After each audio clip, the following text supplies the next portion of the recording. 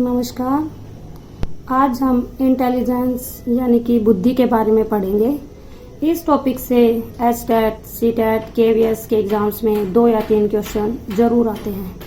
तो अब जानते हैं हम इंटेलिजेंस यानी कि बुद्धि क्या होती है। बुद्धि को किसी एक परिभाषा में परिभाषित नहीं किया जा सकता। बुद्धि का अर्थ समझने के लिए हमें बुद्धि को विभिन्न दृष्टिकोणों में परिभाषित करना होगा, जैसे समायोजन की योग्यता यानी कि as an ability to adjust. किसी भी परिस्थिति में खुद को एडजस्ट कर लेना बुद्धि कहलाती है। अगर हमारे सामने जैसी भी सिचुएशन है उसके अकॉर्डिंग अगर हम खुद को एडजस्ट कर लेते हैं तो ये भी बुद्धि कहलाती है। नेक्स्ट, समस्या समाधान की योग्यता as an ability to problem solving. हमारे सामने कोई भी समस्या या प्रॉब्लम आ जाती है, उसको सोल्व करने में, उसका समाधान निकालने में हम जो अपना दिमाग यूज करते हैं वो भी एक प्रकार की बुद्धि कहलाती है। नेक्स्ट, अमूर्त चिंतन की योग्यता as an ability to abstract thinking. जो चीजें हमें दिखाई नहीं देती उन चीजों के बारे में विचार करना भी एक प्रकार से बुद्धि है। नेक्स्ट, सीखने की योग्यता as an ability to learn. किसी भी नई चीज को सीखने की योग्यता भी बुद्धि कहलाती है। Next is kinds of intelligence. अब हम बुद्धि के प्रकार के बारे में पढ़ेंगे। अकॉर्डिंग टू थॉर्नडाइक ने बुद्धि के 3 प्रकार बताए हैं: एब्स्ट्रैक्ट इंटेलिजेंस, कंक्रीट और मैकेनिकल और motor intelligence, social intelligence. Abstract intelligence यानी कि अमूर्त बुद्धि होती है। जो चीजें या जो वस्तुएं हमें दिखाई नहीं देती, भौतिक रूप से नहीं होती, उनके बारे में चिंतन करने की बुद्धि को एब्स्ट्रैक्ट इंटेलिजेंस कहते हैं। इस प्रकार की बुद्धि का उपयोग स्कूल शिक्षा में किया जाता है ताकि हम अच्छे अंक प्राप्त कर सकें। कंक्रीट और मैकेनिकल और मोटर इंटेलिजेंस यानी मूर्त और मैकेनिकल या गतात्मक बुद्धि वो होती है जो शारीरिक क्रियाओं से संबंधित होती है, जैसे खेल कूद से संबंधित बुद्धि को कंक्रीट या मैकेनिकल बुद्धि कहते हैं। सोशल इंटेलिजेंस यानी सामाजिक बुद्धि। सामाजिक बुद्धि वो होती है कि हम समाज में रह के किसी के साथ कैसा व्यवहार करते हैं, तो जो हम बुद्धि यूज करते हैं उसको सामाजिक बुद्धि कहा जाता है। अब जो सबसे इम्पोर्टेंट टॉपिक है वो है थ्योरीज ऑफ इंटेलिजेंस। यहाँ पर हम बुद्धि की विभिन्न थ्योरीज के बारे में बात करेंगे, अलग अलग थ्योरी के बारे में जानेंगे कि कौन सी थ्योरी क्या कहती है बुद्धि के बारे में। फर्स्ट, इकाई का सिद्धांत, यूनिटरी थ्योरी ऑफ इंटेलिजेंस। सबसे पहला है यूनिटरी थ्योरी ऑफ इंटेलिजेंस।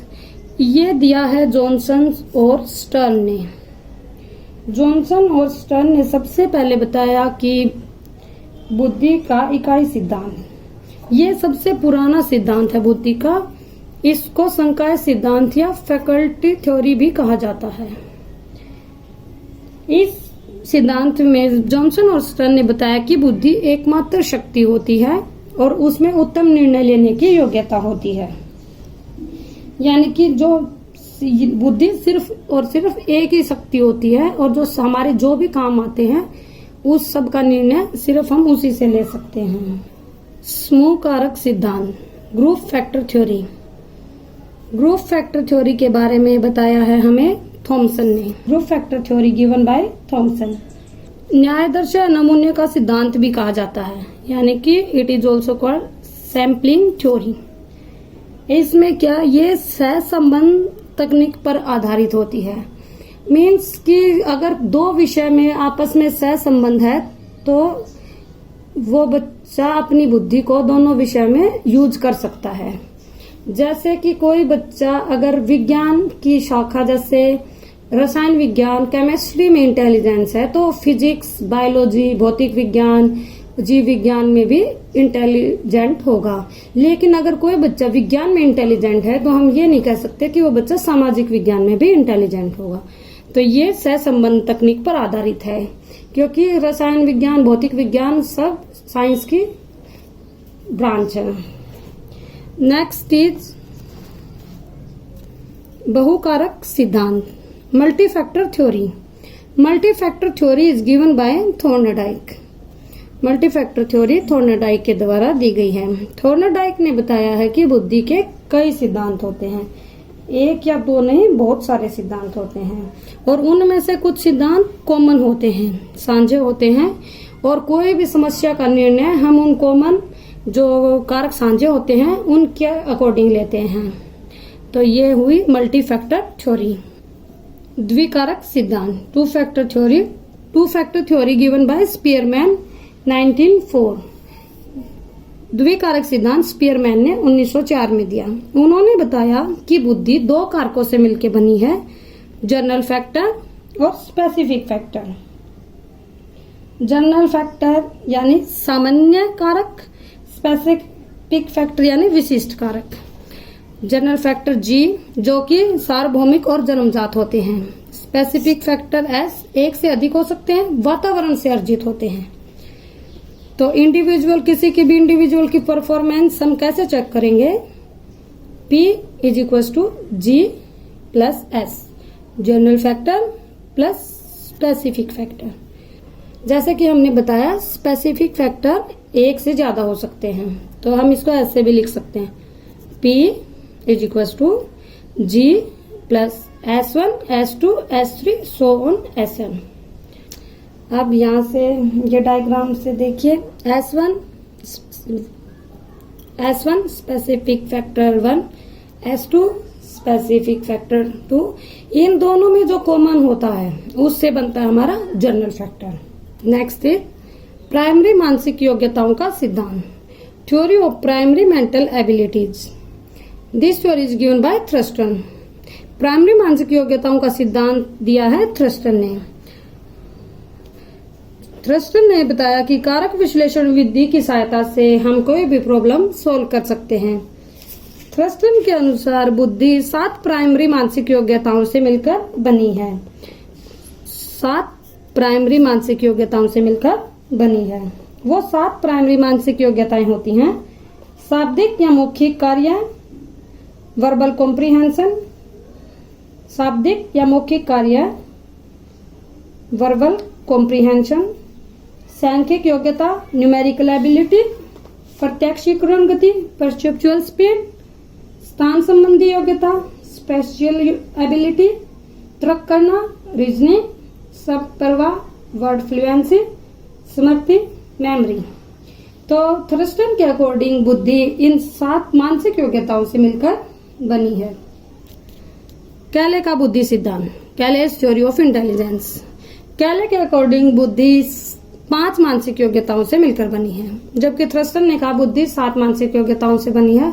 तो कैले की जो 5 मानसिक योग्यताएं हैं, कैले 5 मानसिक योग्यताएं जो हैं वो हैं अंक योग्यता, न्यूमेरिकल एबिलिटी, स्थान संबंधी योग्यता, स्पेशियल एबिलिटी, कंठस्थ करने की योग्यता, मेमोरी, अनुभव करने की योग्यता, एबिलिटी टू एक्सपीरियंस, समझने की योग्यता, एबिलिटी टू अंडरस्टैंड। अब आता है किसी भी बुद्धि लब्धि को हम कैसे ज्ञात करते हैं। यहाँ से भी एक क्वेश्चन जरूर आता है किसी भी एग्जाम्स में। तो ये देखिए, बुद्धि लब्धि मीन्स IQ, इंटेलिजेंस क्वोशेंट। तो हम IQ कैसे निकालते हैं? बुद्धि IQ इज इक्वल टू मानसिक योग्यता अपॉन वास्तविक योग्यता इंटू 100, यानी कि बुद्धि लब्धि इज इक्वल टू मानसिक योग्यता यानी कि मेंटल एज अपॉन वास्तविक योग्यता क्रोनोलॉजिकल एज और इंटू 100। अब ये हमें कैसे पता हो ये क्या मानसिक वास्तविक एज होती है किसी की भी वास्तविक आयु। मानसिक योग्यता होती है कि अगर 5 साल का बच्चा 7 साल के बच्चे के जितनी सोचने समझने की क्षमता रखता है तो उसकी मानसिक आयु होगी 7 और उसकी वास्तविक आयु होगी 5। तो हम उसका IQ लेवल कैसे निकालेंगे? 7/5 और इंटू 100। तो हम उस बच्चे का IQ लेवल निकाल देंगे ऐसे। अब अगर 140 से ऊपर किसी का भी आईक्यू लेवल है तो उसकी बुद्धि कहलाती है प्रतिभाशाली बुद्धि। और 90 और 110 के बीच, 90 से 110 के बीच अगर किसी का आईक्यू लेवल है तो वो होती है सामान्य बुद्धि। और अगर 90 से नीचे किसी का अगर आईक्यू लेवल है तो वो कहलाती है मंद बुद्धि। यहाँ पे ग्राफ के जरिए देखिए बुद्धि का वितरण कैसे होता है, जड़ बुद्धि, सामान्य बुद्धि और प्रतिभाशाली। यानी कि जो मोस्टली बच्चों में पाई जाती है सबसे ज्यादा वो होती है सामान्य बुद्धि, कम बच्चों में जड़ बुद्धि, कम बच्चों में पाई जाती है प्रतिभाशाली बुद्धि। तो ये था हमारा आज का टॉपिक इंटेलिजेंस। आपको ये वीडियो कैसी लगी कमेंट करके जरूर बताइए। अगर आपकी कोई क्यूरी है तो कमेंट बॉक्स में कमेंट कीजिए। मेरे चैनल को लाइक और सब्सक्राइब कीजिए साइकोलॉजी से रिलेटेड वीडियोज के लिए। Thank you.